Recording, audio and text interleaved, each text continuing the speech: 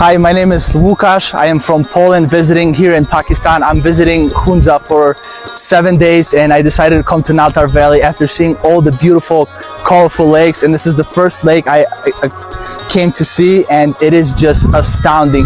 The yellow, the green, the blue hues are just mind-blowing, and I can't believe this is Pakistan. When you look around, it just feels like Switzerland, and I cannot believe that I am here experiencing. I've been wanting to come to Pakistan for over 5 years, and I am finally here experiencing the nature, the local hospitality, and it's just amazing. Okay.